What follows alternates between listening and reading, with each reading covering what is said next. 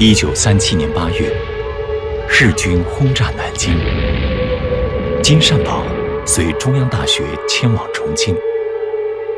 一包麦种是他最珍贵的行李。他不知，偌大的中国，何处才能让这些种子生根发芽？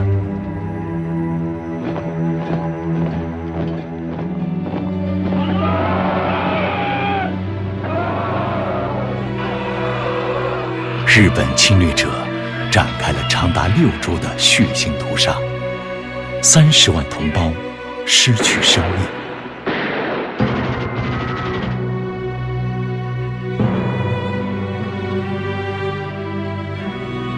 日军叫嚣3个月灭亡中国，侵华日军头目板垣征四郎口出狂言：中国不过是一个拥有自治部落的地区，加上国家这一名称而已。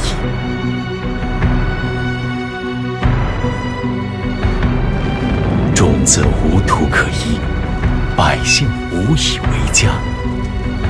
泱泱中华，何以沦落至此？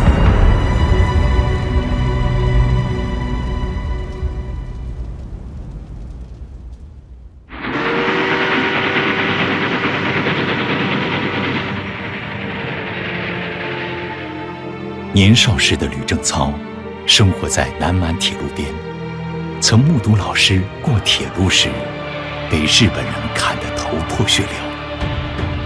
怀着对日军的仇恨，他毅然加入东北军。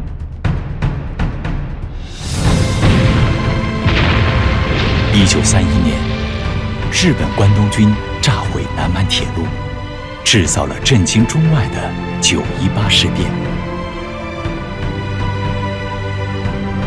东北军执行国民政府的不抵抗政策，撤入关内。被迫远离家乡的吕正操满腔愤懑，却报过胡门，从此背上王省奴的骂名。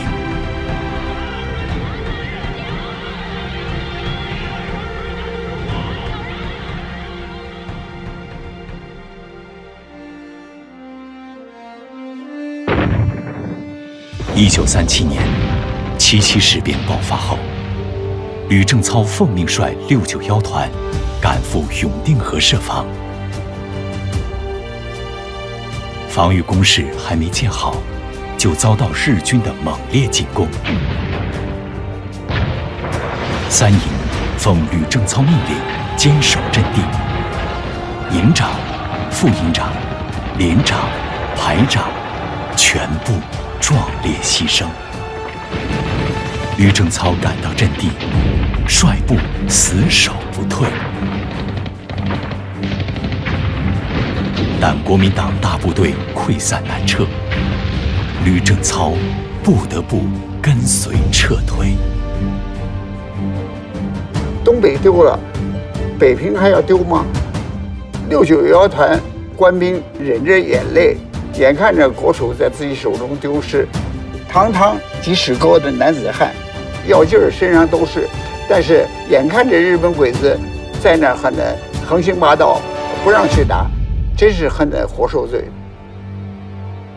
离家越来越远，战士们怀念着沦亡的乡土，思念着不知流落何方的亲人。难撤，难撤，究竟撤到哪里才是个头？到梅花镇战斗的时候，上级来了命令，让他丢掉一营的兄弟，跟着大部队南撤。我父亲愤慨之极，说我们一定不能执行上级的命令，彻底和国民党划清界限。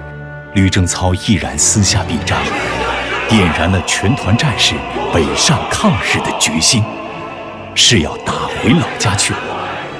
691团就地改编为人民自卫军，誓言不再后退一步。与吕正操一样，越来越多的中国军人选择了死战不退，誓死为国。四川、广西这2个省，川军的人都达到了100万人，上战场抵抗清军。我记得四川有一个老汉，他送最后一个儿子出征的时候，绣了一面旗子，上面写了一个大大的字“死”。他的使命就是为了国家坚守国土，直到他流尽最后一滴血。一寸山河一寸血，一抔热土一抔魂。万千中国军人慷慨赴死，以血肉之躯对抗钢铁巨兽。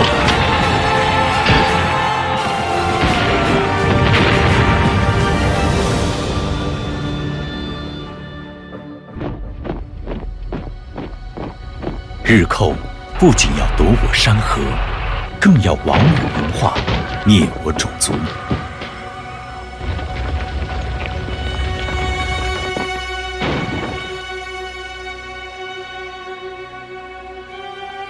日军占领东三省后，强制推行奴化教育，迫使东北百姓忘掉自己是中国人。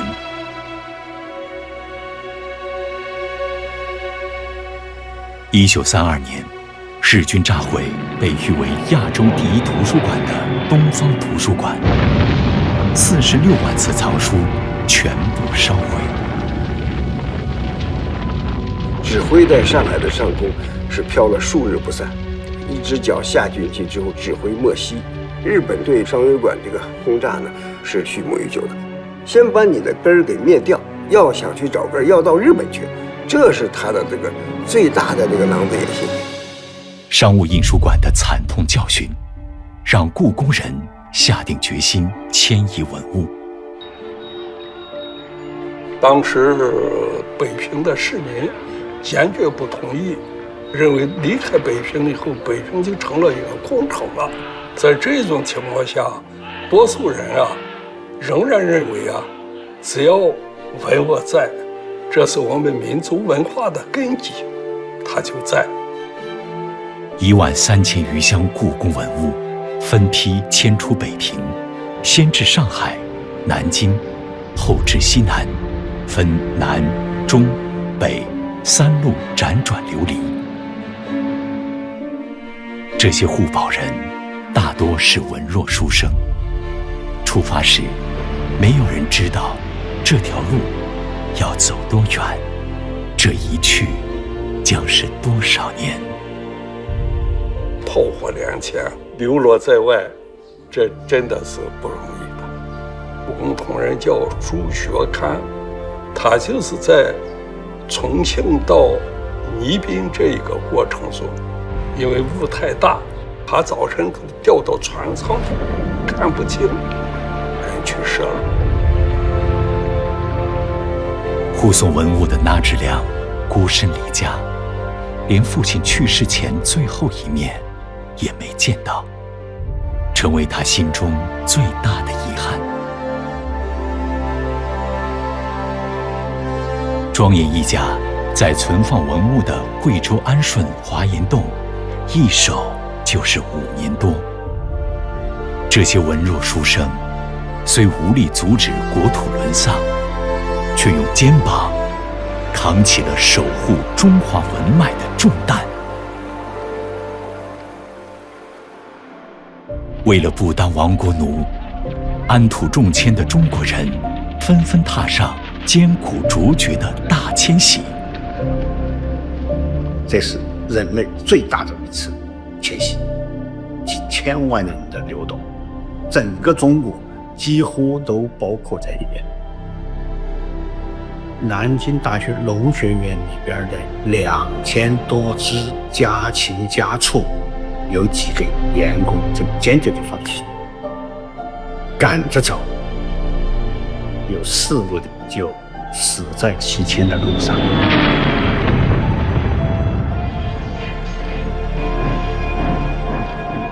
他们就代表说中国人誓死不做亡国奴的精神，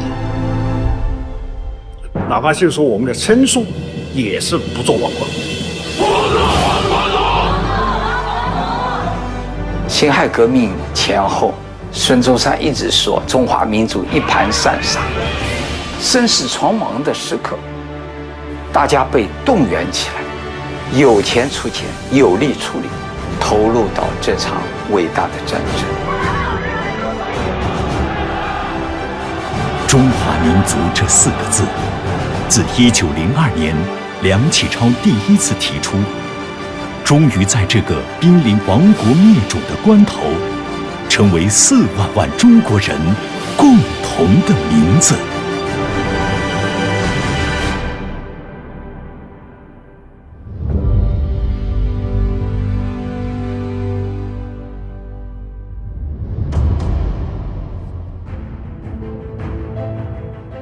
在大迁徙队伍中，有这样一个人，10部机器是他的全部家当。沈鸿不希望工厂落入日本人之手，凑钱租了2条民船，准备前往武汉建厂支援抗战。一路上遭遇到敌机轰炸，有的船被炸沉在苏州河和黄浦江。尽管这样，还是努力的前行，因为打仗就是打钢铁、打工业实力，工厂太需要。不久后，日军再次逼近，国民政府要求工厂继续内迁。像我父亲他们这种小厂，也排不上队，关键是没有人管。很多具体经办的官员呢，他根本就不是为了国家、为了民族、为了抗战，还千方百计的也刁难你啊！你到哪都是扯皮，个人只顾自己，他们等于是困在武汉了。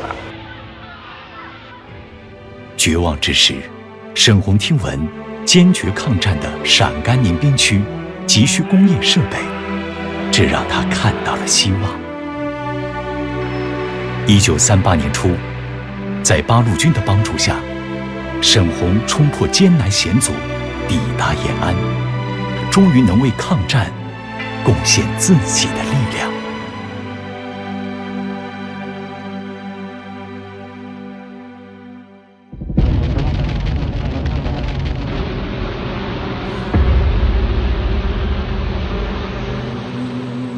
1942年，中原大地陷入一场无比惨烈的大饥荒，国民党部队却对此熟视无睹，仍旧强制征粮。河南灾区饿殍载道，当年饿死了300万，什么东西都吃完了，沿途这个乞讨、树根、树皮、树叶，包括鸟粪，最后就是这个观音土，它就果腹了。犬兽食尸，就是那狗啃尸体。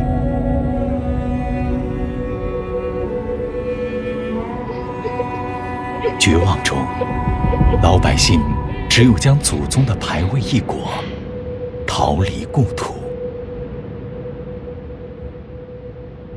刘德山出生于黄河故道南岸的民权县，这里曾是受灾最严重的地区之一。我家里边很穷，粮食都出去逃荒。那时候就是我还很小，我们一家子是6口人，我不对，他们呢要饭来要活我们，那我都要不到16、17了。饿死人的时候，这是我们河南的大灾，再叫捞这个要饭吃也不行了，那怎么办？出去当兵。走投无路的刘德山摔掉讨饭的碗，加入了共产党的队伍。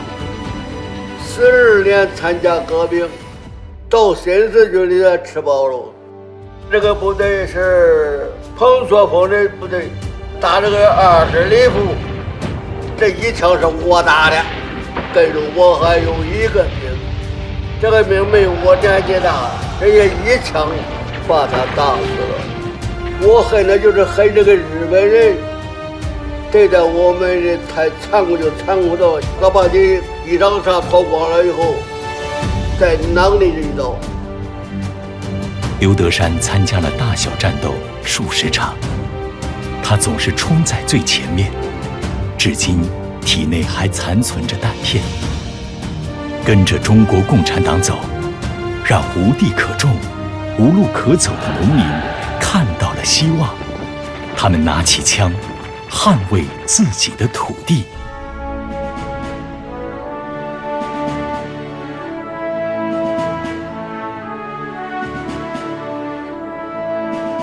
抵达重庆的金善宝，将小麦种子种在沙坪坝松林坡上，继续育种研究。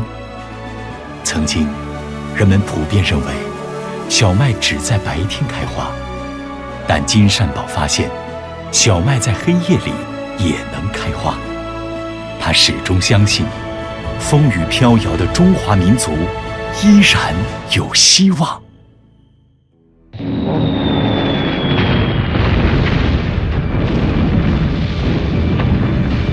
工大中央大学，大家都在防空洞里去，他不去，外面就轰炸，房子炸破了，也炸死人了什么。我们家的那个瓦片也都飞掉了呀。他把我2个姐姐放在桌子底下，就利用这个时间就是写文章，所以他经常是这样的，很危险的。然而，国民党当局的消极抗战和腐败统治，让金善宝彻底失望。父亲听说延安搞大生产运动了，就把他自己多年来培育的小麦2种，包扎好了以后，送到宪华日报处，转送到延安，希望这些麦种能在延安生根发芽。他把心都寄托在共产党身上，相信延安。他说：“我的心在延安，我的心在八路军身上。”中国共产党高擎抗日救国的大旗，让无数中华儿女在黑暗中看到了光明。在全国抗战初期，克服重重困难，那么到延安的就知识分子来讲，就不下4万人。毛泽东同志曾讲过，他说共产党好比种子，人民群众好比土地。共产党到一个地方呢，一定要和人民群众相结合，才能生根开花。从延安归来的美国《时代周刊》记者白修德预言，中国未来大门的钥匙已掌握在中国共产党人手中。抵达延安后，沈鸿用带来的机器创建了30个马背工厂，参与制造边区第1支步枪，被誉为边区工业之父。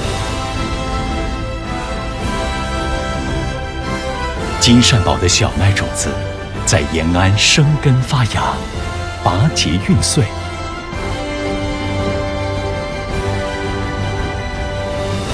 吕正操率领的人民自卫军，不久后改编为中国共产党领导下的抗日武装，开辟冀中抗日根据地，开创了地道战、地雷战，成了冀中的吕司令。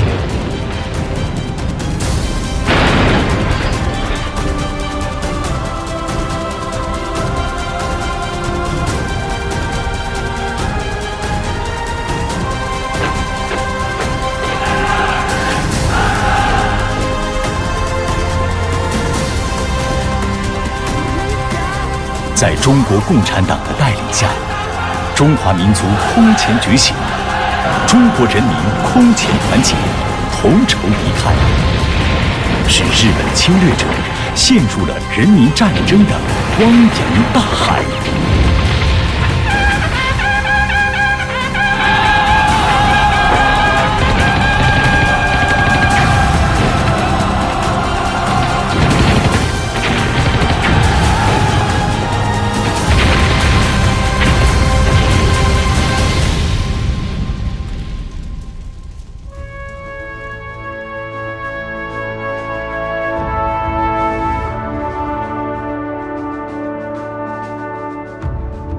1945年4月6日，董必武代表中国共产党赴美国旧金山出席联合国制宪会议，50国代表签署联合国宪章，中国排在所有签字国第1位。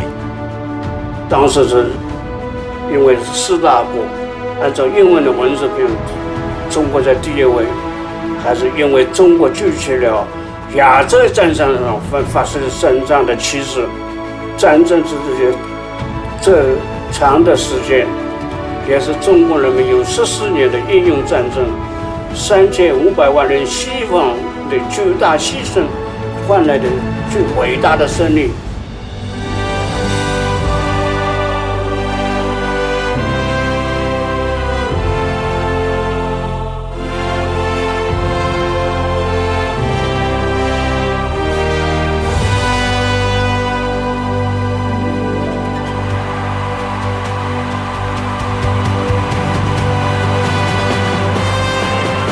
投降啊！中国胜利啦！有大锣，有敲鼓，喊着方向，日本投降了，快起来，快起来！好多群众啊，路上喊着：“我们胜利了！”中国人民抗日战争胜利是以爱国主义为核心的民族精神的伟大胜利。是中国共产党发挥中流砥柱作用的伟大胜利，是全民族众志成城奋勇抗战的伟大胜利。